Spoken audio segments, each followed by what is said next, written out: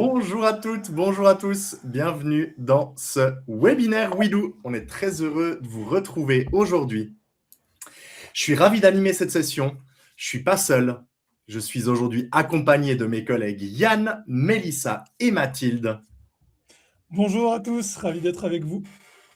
Bonjour. Et bonjour.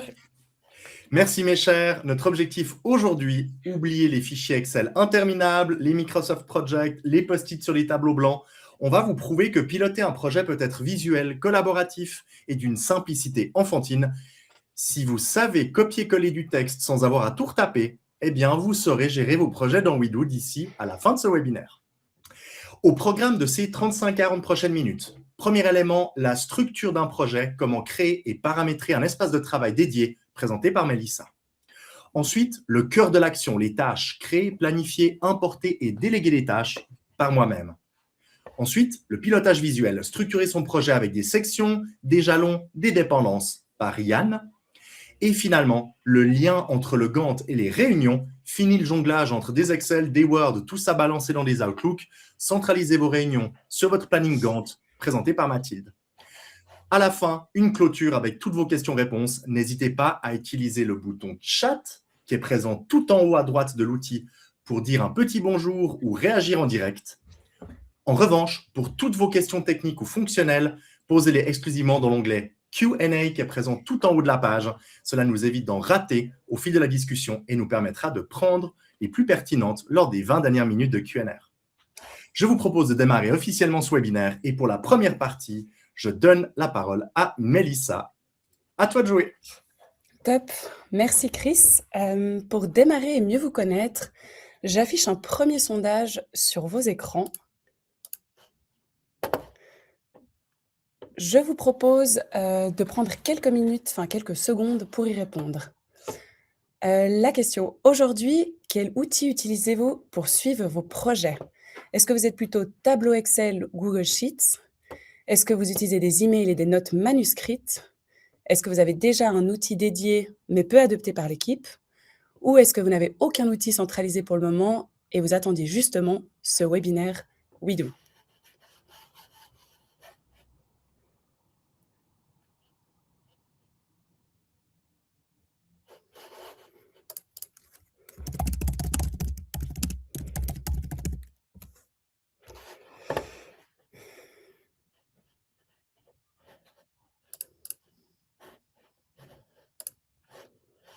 Alors, je vois que vous êtes plutôt tableau Excel, Google Sheets pour le moment. C'est vrai que on est tous très nombreux à utiliser Excel. Enfin, à la base, c'est un peu le point de départ classique. Mais comme on va le voir, on atteint vite des limites en termes de flexibilité.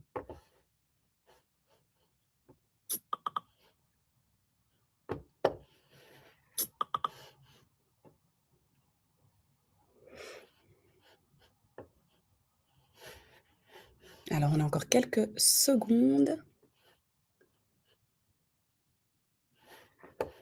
Voilà, super. Merci à tous d'avoir pris le temps de répondre au sondage. Donc, sans surprise aucune, on voit que vous êtes quand même très nombreux à favoriser Excel. Je vais juste partager.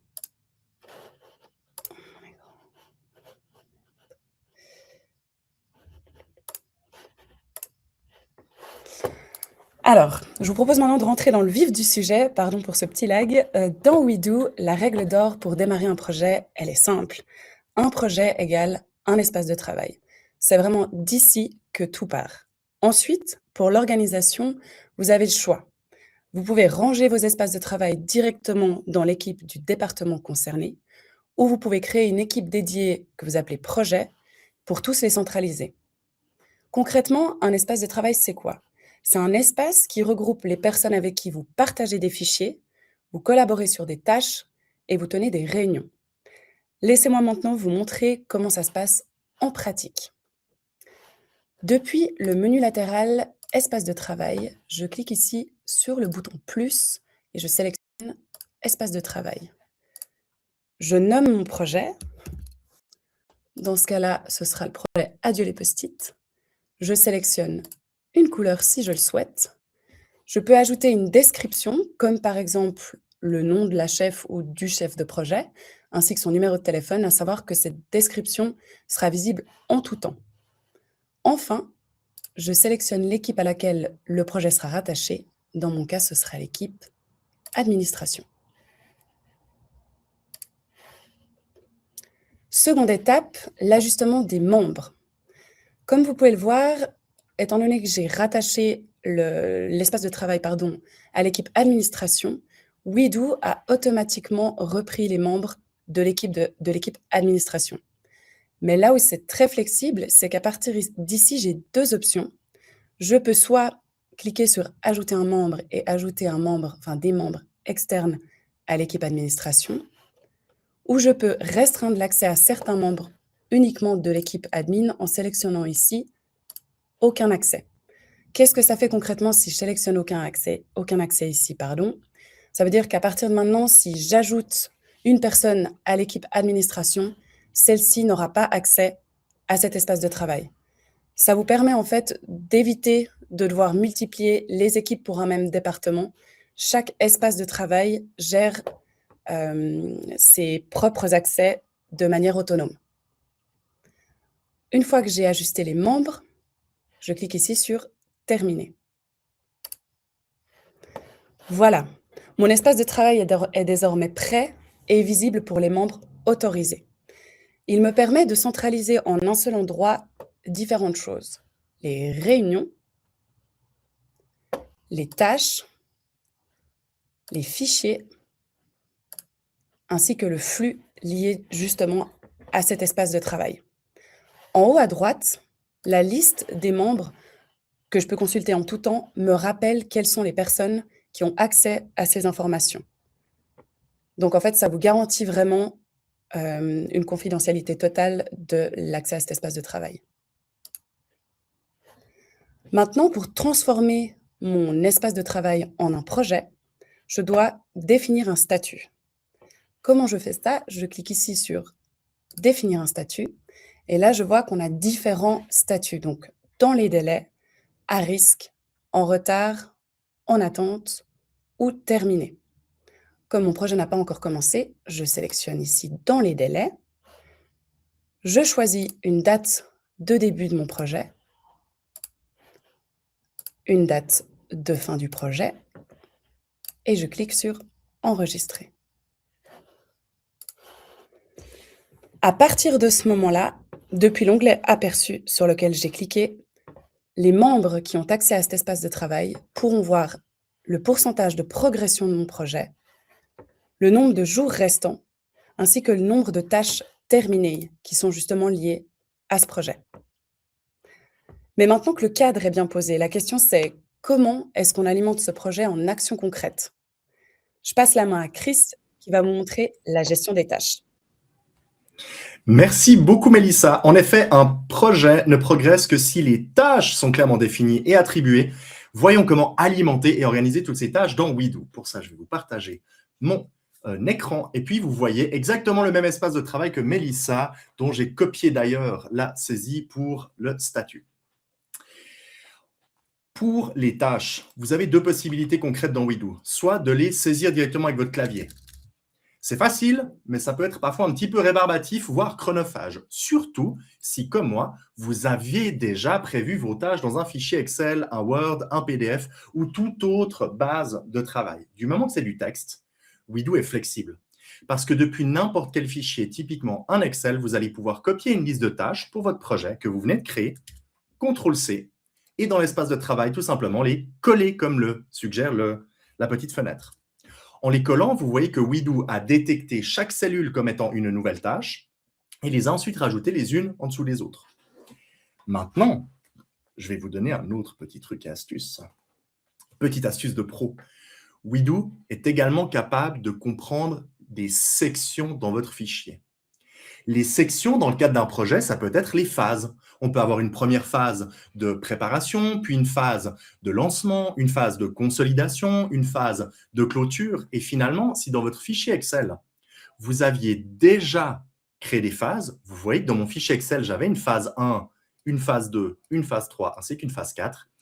Pour expliquer à WeDo quelles sont les sections présentes dans votre fichier, il vous suffit de placer un double point au début de chaque phase.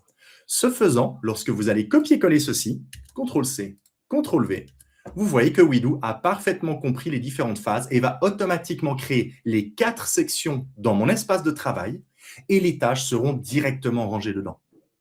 2 coups de cuillère à peau, parce que ça va plus vite que de manger un bécher de double crème vu qu'on est sur Fribourg, et WeDo a créé mes phases de projet, phase 1, phase 2, phase 3, phase 4. À l'intérieur, j'ai mes tâches. En cas de changement, je peux toujours réordonner les tâches et si j'en crée des nouvelles, elles vont simplement apparaître dans la section sans section et je vais pouvoir ensuite les déplacer dans la bonne section. Je ne vais pas ici recréer la tâche, amener un café au chef de projet puisqu'elle existe déjà. Chez WeDo, maintenant, on applique pour les tâches une règle extrêmement stricte et c'est volontaire. Une tâche ne peut avoir qu'un seul responsable. Parce que quand tout le monde est responsable d'une tâche, rien n'est fait. Le concept ici, c'est que chacune de ces tâches va pouvoir avoir un responsable, chacune de ces tâches va avoir sa propre échéance, son propre degré d'importance et d'urgence au regard du projet par rapport à sa date de début et sa date de fin. Vous pouvez évidemment pour chaque tâche, en la sélectionnant, définir ensuite dans le volet de détail des tâches à qui elle est attribuée. Je vais la déléguer à Miguel pour les phases du projet. C'est une priorité importante, mais ce n'est pas urgent. On peut y mettre une échéance manuellement directement, soit à l'aide des 6 petites propositions qui sont les plus courantes, aujourd'hui, demain, dans 2 jours, la semaine prochaine. Vous pourrez aussi mettre une description, je dirais 160 000 caractères à vérifier, mais vous pouvez mettre en tout cas beaucoup de contenu pour expliquer la tâche, joindre des fichiers, ajouter des sous-tâches ou encore des commentaires. Pour éviter de faire tout ça une après l'autre, j'aimerais vous montrer une petite astuce de pro, deuxième astuce de pro de ma démo, les 3 petits points de chaque section. Vous avez ici la baguette magique organisée. Elle va vous permettre rapidement d'organiser toutes les tâches de ma section phase 1. Je vais par exemple les déléguer. WeDo m'ouvre un système de cartes où j'ai le titre de la première tâche, planifier les phases du projet pour laquelle j'avais déjà sélectionné mon collègue Miguel. Je peux donc passer simplement à la suivante. Éliminer les documents inutiles, ça sera Agathe. Vous avez remarqué que dès que j'ai cliqué sur la bobine d'Agathe, la tâche a été assignée à Agathe et c'est la 3e que WeDo m'affiche. C'est Alain qui organise les archives et nouveaux outils numériques. Ce sera probablement moi, ainsi que la préparation de ces outils. Petit confetti, je viens rapidement par lot de déléguer une série de tâches sans avoir besoin individuellement d'aller sur chacune. Dans les options d'organisation, vous retrouvez la possibilité de prioriser les tâches, donc d'indiquer selon la matrice d'Eisenhower, le degré d'importance et d'urgence pour chaque tâche. Planifier les phases du projet, c'est important et urgent. Éliminer les documents inutiles, c'est important mais non urgent. Bref.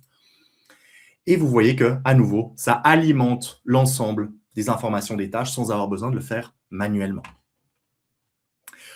On a vu la priorisation, la délégation. Je vais vous montrer aussi la potentialité d'ajouter, grâce au bouton organiser, des échéances. Planifier les phases du projet, on a vu que c'était la semaine prochaine. Et éliminer les documents inutiles, on se laisse 1 mois. Ordonner les archives également. Les nouveaux outils, il faut qu'on le fasse rapidement. Et préparer ces nouveaux outils la semaine prochaine. Pareil, je viens de mettre une échéance à toutes les tâches.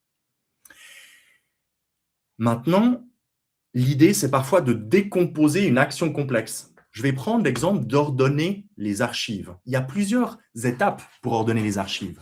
Dans WeDo, on va utiliser ce qui s'appelle les sous-tâches. En effet, on peut rajouter des sous-tâches à chaque tâche. Il y a jusqu'à 5 niveaux de sous-tâches possibles. Concrètement, une tâche peut avoir une sous-tâche qui elle-même a une sous-tâche, qui elle-même a une sous-tâche, qui elle-même a une sous-tâche. Ce n'est pas parce qu'on peut que c'est forcément bien. Ne faites pas Inception dans votre réseau WeDo avec 5 niveaux de sous-tâches. Ça, c'est une usine à gaz. Mais typiquement, pour ordonner les archives, eh bien, une des sous-tâches qu'on va avoir, c'est définir une méthode de classement. Chacune des sous-tâches possède elle-même son propre volet de détail, son propre responsable. C'est également Alain qui va définir la méthode de classement. Par contre, extraire les archives actuelles, ça va être notre apprenti, Alexandre. Alexandre n'est responsable que de extraire les archives actuelles, mais c'est Alain qui est responsable d'ordonner les archives. Si je reviens à la toute première explication que je vous ai donnée, dans WeDo, une tâche ne peut avoir qu'un seul responsable. Vous pouvez segmenter les étapes en utilisant les sous-tâches pour diviser les responsabilités. On peut aussi ajouter une description, comme on l'a vu, ainsi que des fichiers. L'avantage ici, c'est qu'en termes de fichiers, vous pouvez déposer les fichiers depuis votre ordinateur pour que tous les membres de l'espace de travail ou les gens qui s'occupent de la tâche aient accès aux fichiers. ou à partir d'un lien si vous utilisez SharePoint, iCloud, OneDrive ou n'importe quelle gestion de documents en ligne. Ça ne marche qu'à partir d'un lien URL. Un serveur local ne fonctionnera pas puisqu'il n'est pas installé directement sur Internet. Et pour terminer ma petite présentation sur cette création des tâches, l'assignation, sa priorisation et autres, je vous donne une petite pépite. Si je reçois un email qui concerne le projet Adieu les post-it, et cet email est une tâche que je dois réaliser, eh bien plutôt que de copier-coller le contenu de mon email que j'ai reçu, en prenant l'objet d'un côté et en le mettant ensuite dans WeDo, en reprenant les fichiers joints du mail, les sauvegardant sur mon dossier téléchargement, puis en les remettre dans WeDo, il y a une fonction beaucoup plus simple. Elle se trouve tout en bas à gauche dans les paramètres de votre compte sous Paramètres.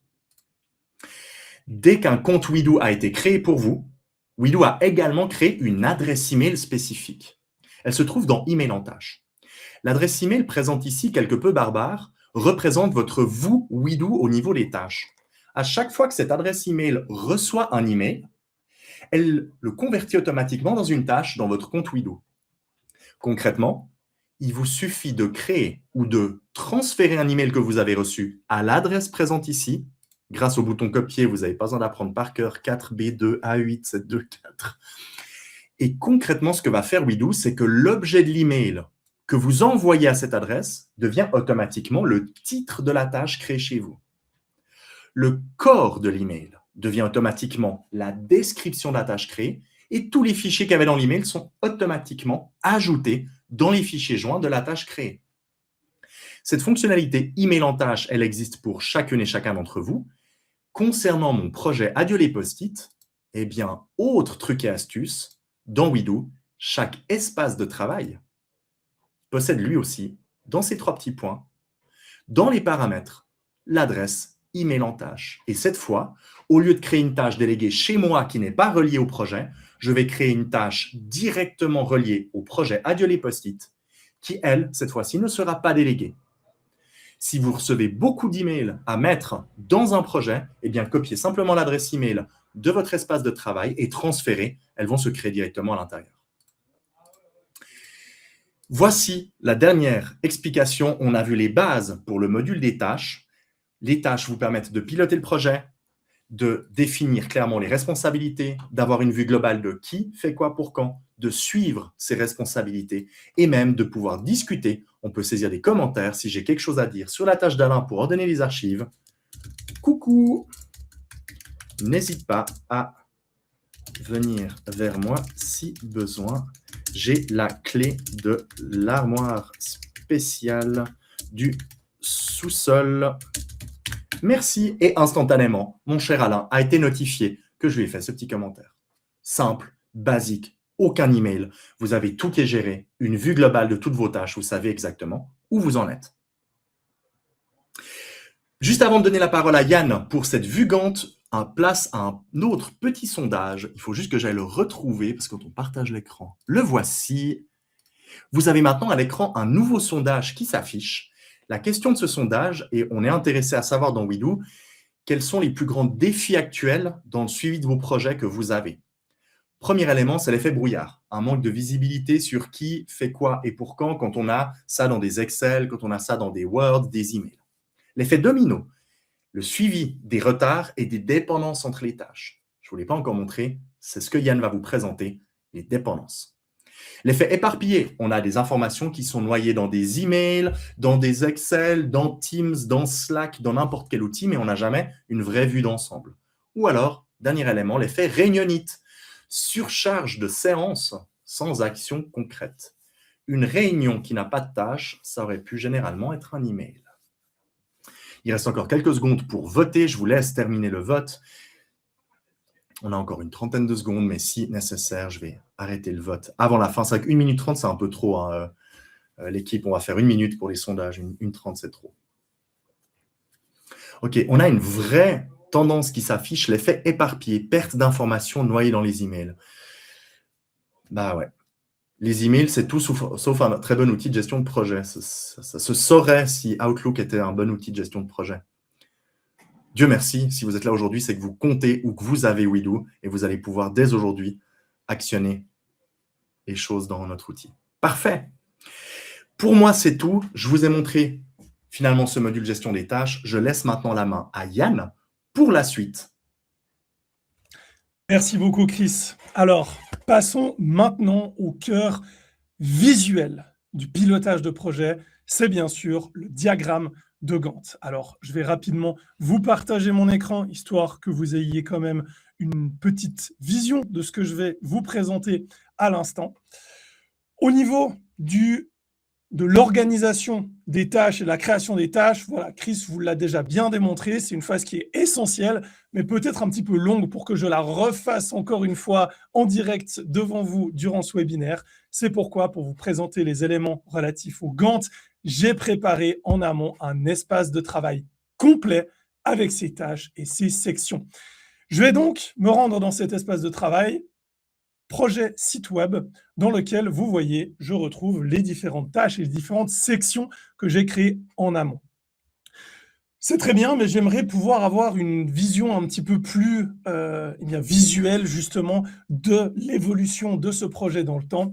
Et pour ce faire, il me faudrait activer le diagramme de Gantt. Pour activer ce diagramme de Gantt, rien de plus simple. Vous voyez, tout en haut de mon espace de travail, j'ai différents onglets, et tout à droite, un bouton plus, sur lequel je peux simplement cliquer pour activer le switch et ainsi activer le diagramme de Gantt. Un nouvel onglet Gantt est apparu directement en haut entre les autres onglets, ce qui me permet donc de consulter ce fameux diagramme. Prenons maintenant un petit instant pour examiner ensemble les 3 éléments fondamentaux que vous retrouverez dans votre diagramme de Gantt pour structurer votre projet. Premièrement, on en a déjà rapidement parlé, les sections. Les sections vont vous permettre de regrouper logiquement vos tâches. Par exemple, en phase de projet, comme je l'ai fait ici. La phase 1 pour la recherche et le développement. Pour la phase 2, la conception. La phase 3, 4, etc., etc. Ensuite, je vais pouvoir ajouter d'autres sections si jamais j'en ai besoin, soit directement via le bouton principal. Vous voyez le bouton bleu « Ajouter une section » qui se trouve tout en haut de mon diagramme de Gantt. Je peux également réorganiser les tâches à l'intérieur des sections simplement en faisant un glisser-déposer, vous le voyez, d'une section à l'autre également. Et je vais pouvoir attribuer des couleurs à ces sections pour rendre mon diagramme de Gantt encore plus visuel. Vous le voyez, je l'ai fait ici, certains codes couleurs qui me permettent de bien identifier les différentes phases de mon projet.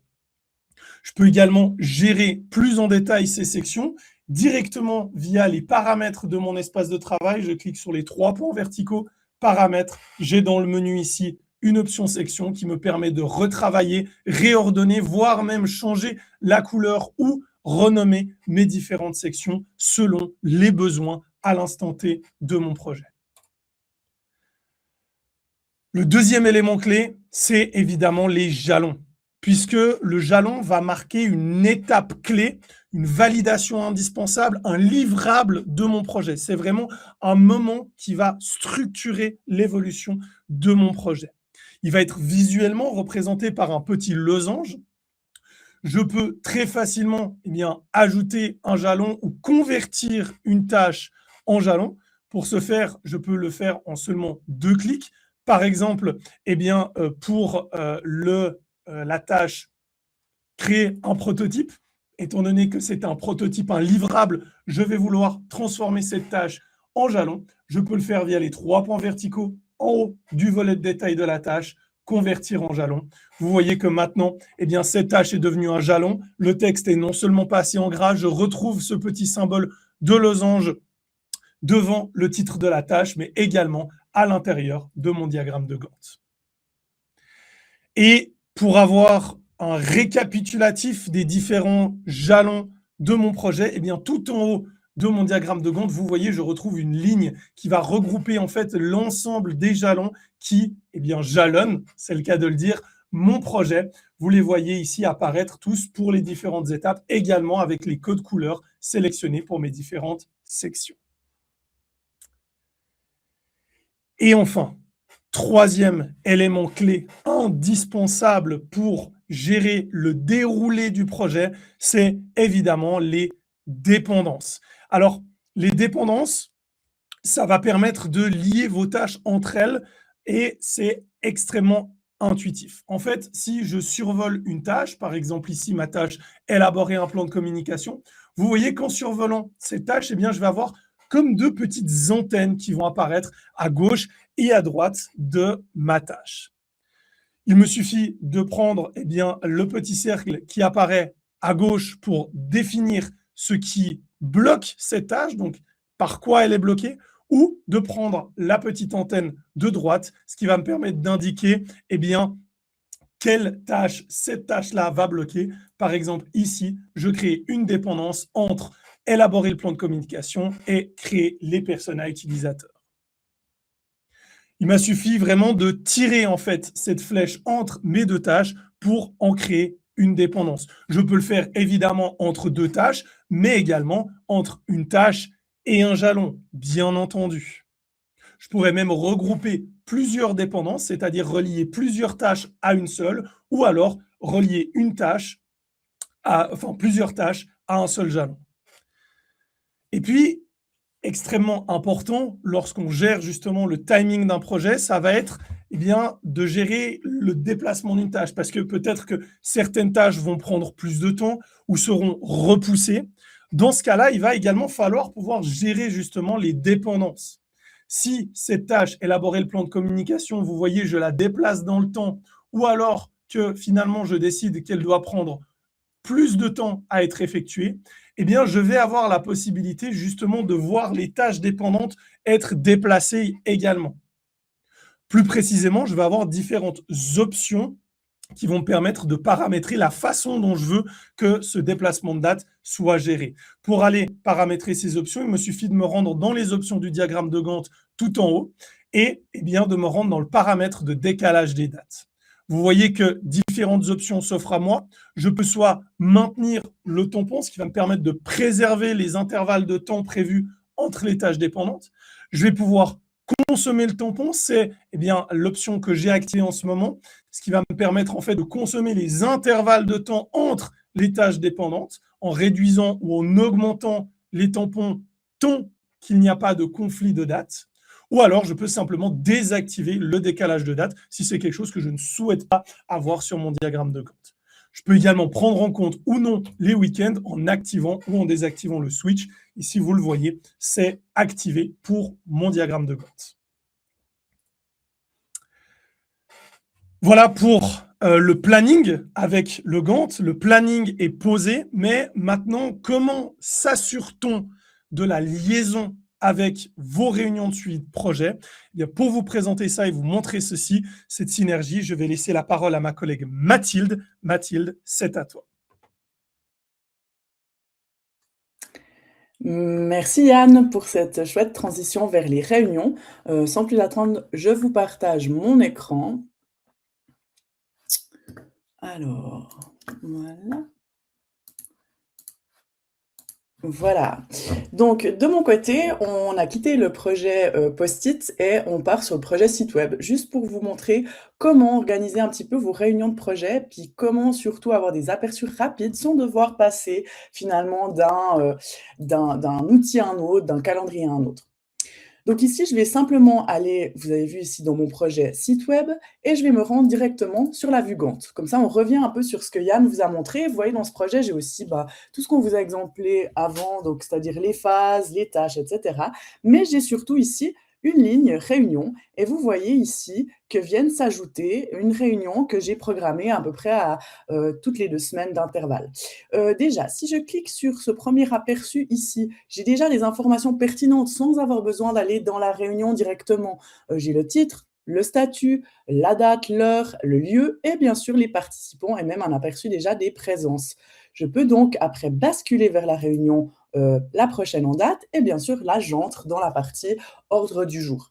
Donc ici, rien de bien nouveau, hein, mais ça vous permet vraiment ici d'avoir un accès direct à votre ordre du jour qui bien sûr à terme devient votre PV et en un clic ici je peux voir bien sûr l'ordre du jour que j'ai préparé, le compléter, etc., etc.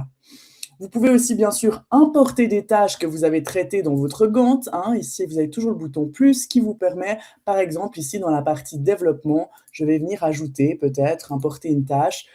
Et là, je peux même aller les filtrer par section. Comme ça, je retrouve mes sections et je peux aller dans la phase développement et je peux, par exemple, venir ajouter quelques tâches ici qu'on va passer en revue lors de notre séance. Ensuite, bien sûr que ces tâches sont liées, hein, c'est-à-dire que ce n'est pas une nouvelle tâche, c'est juste un affichage de vos tâches qui seront paramétrées exactement à l'identique que dans votre Gantt ou dans votre liste de tâches en format liste. Ensuite, ici, je peux vous montrer encore quelques petites astuces, hein, bien évidemment. Ça va vous permettre vraiment d'avoir un planning et puis surtout de pouvoir gérer toutes vos réunions ici. Mais surtout, ces fameuses réunions qui martèlent un petit peu, hein, cette organisation du projet, en évitant de passer d'invitation Outlook à des comptes rendus sur Word, à faire le suivi des tâches sur Excel, etc. Vous avez vraiment ici tout le cockpit, pour gérer vos séances et vos échanges lors des réunions. D'accord? Bien sûr, là, vous retrouvez bien évidemment la base, hein, des séances et vous pouvez naviguer aussi directement ici vers la prochaine séance en date, etc. Et bien sûr, venir compléter s'il y a des nouvelles thématiques à ajouter, etc. Là, on ne rentre pas en détail parce que le prochain webinaire qui sera organisé, je crois, au mois d'octobre, va prendre en compte vraiment toute cette organisation des réunions qui est la même, hein, que ce soit une réunion de CA, un copil, un codir ou une réunion d'équipe, peu importe. Je rebascule rapidement vers mon espace de travail projet site web et vous voyez ici que dans l'onglet réunions, vous avez bien sûr toutes vos réunions planifiées, agendées et je reviens encore à la vue Gantt pour vous montrer, hein, que je retrouve bien évidemment ici toutes mes séances vers lesquelles je peux basculer aussi directement depuis cette vue. Avant de faire la synthèse globale de ce webinaire, je vous propose un dernier petit sondage, je crois un dernier petit sondage rapide. Alors, je vais juste aller le récupérer et vous le publier. Alors, où est-il? Sondage. Voilà. Donc, quelle fonctionnalité vue jusqu'ici vous apporterait le plus de valeur immédiate? Donc, on a plusieurs options, hein. L'importation automatique des listes Excel vers Odoo, donc la partie que Chris vous a présentée, la vue Gantt visuelle avec les jalons et dépendances, ce que Yann vous a exemplé, et puis la centralisation des emails transformés en tâches, une petite astuce que Chris a ajoutée dans sa présentation, et au final, la synchronisation entre réunion et planning de projet Gantt que je vous ai montré juste avant. Donc ici, vous pouvez donc prendre le temps de répondre, hein. Effectivement, vous avez encore bien une petite minute pour nous faire part de vos retours. On voit que la tendance est très plurielle, hein. Je dirais qu'on a des réponses qui s'activent sur toutes les options qu'on vous a mis. Il y en a peut-être d'autres, hein. N'hésitez pas aussi à les suggérer dans la partie chat. Alors, on vous laisse encore une trentaine de secondes pour nous aider à comprendre vos problématiques terrain, hein. Mais on voit quand même qu'on a une tendance pas mal avec le côté synchronisation entre réunion et planning de projet Gantt. Ce que je vous ai montré, donc, hein, vous avez vraiment cette vue Gantt, encore une fois, avec vos séances planifiées, etc. Je pense qu'on peut mettre fin à l'interaction. Et puis, je repasse, je crois, la parole à mon cher Chris pour la partie de conclusion. Tu peux aussi arrêter le partage d'écran où je le fais, c'est tout bon. Merci beaucoup Mathilde, merci Mélissa, merci Yann. En résumé, réussir la gestion de ses projets dans Odoo, ça repose finalement sur 4 piliers plutôt simples. La structure, donc un espace de travail clair avec un statut et une équipe définie. C'est vraiment la base indispensable pour éviter que l'info ne s'éparpille dans des emails ou divers documents isolés. En posant ce cadre unique et transparent de départ, tout le monde saura exactement où en est le projet, qui en fait partie et où trouver les ressources. En effet, deuxième élément, l'action, c'est des tâches précises, organisées avec un responsable unique, des échéances et des priorités. Je vous le rappelle, une tâche attribuée à un groupe de personnes, c'est le meilleur moyen d'être sûr que personne ne s'en occupe. Une fois que cette structure de tâches est posée, on fait avancer les choses concrètement au quotidien, on attribue les tâches à une seule personne, on fixe des échéances claires, on évite que les responsabilités se diluent et on sait exactement qui fait quoi, pour quand et par quoi commencer grâce aux tâches et aux sous-tâches. Et bien sûr, la vision, un Gantt dynamique avec des sections colorées, des jalons clés et des dépendances automatisées. Avoir des tâches, c'est bien, mais garder le cap sur le calendrier global, c'est essentiel. Le Gantt vous offre cette hauteur de vue. Si une étape prend du retard, l'échéancier peut s'adapter automatiquement, ce qui vous permet d'anticiper les goulots d'étranglement et de piloter votre projet en toute sérénité. Et pour conclure, bien sûr, la synchronisation, l'intégration directe des réunions sur le Gantt pour centraliser les échanges et les décisions au même endroit. Un projet ne vit pas, bien sûr, de manière isolée, il avance au rythme des échanges d'une équipe. En reliant directement vos séances à votre planning, vous gardez un accès immédiat aux ordres du jour et au compte rendu sans multiplier les outils. Et bien sûr, c'est l'assurance que chaque décision prise en réunion se traduit instantanément en action dans votre Gantt. Avant de passer la parole pour la section questions-réponses à Chris, j'aimerais vous dire quelques mots parce que c'est un petit peu ému que je vous donne une info. Je vais quitter donc WeDo prochainement après 8 belles années. Je tenais donc à vous adresser un dernier petit mot lors de ce webinaire. Déjà, un grand merci pour votre fidélité et puis la richesse de tous les échanges que j'ai eus avec vous au fil du temps. Comme dans tout bon projet, c'est la thématique du jour. La fin d'une étape, elle ouvre justement la voie à de nouveaux chapitres. Puis c'est le moment pour moi, donc après 8 ans, de me lancer vers de nouveaux défis professionnels. Donc rassurez-vous, la suite de votre accompagnement est bel et bien assurée pour les clients qui sont sous ma responsabilité. C'est Yann ou Chris ou Mélissa qui prendront le relais en tant que votre nouveau CSM de référence. Vous recevrez bien sûr dans le courant du mois de septembre un petit email dédié au moment opportun avec plus de précision pour votre nouvelle personne de contact. Alors, merci encore pour ces 8 ans à vos côtés. Puis, je vous souhaite à toutes et tous une excellente continuation dans la réussite et le succès de vos projets. Voilà, Chris, à toi la parole. Un immense merci à toi, Mathilde. Dans le chat, tous ceux qui aiment Mathilde, mettez-lui un cœur, ça va l'encourager. Merci pour tout ce que tu nous as apporté ces 8 années. On a vraiment traversé ensemble des gravissements de jalons et de montagnes exceptionnels. Moi, je garde d'excellents souvenirs de toutes ces années passées à tes côtés. Je sais qu'on va se revoir, mais tu vas beaucoup nous manquer. Je vous propose maintenant, pour éviter qu'on chiale tous, de passer à vos questions dans l'outil questions-réponses. On va retrouver les informations et je vous propose maintenant à ceux qui ont moins animé de prendre les questions les unes après les autres.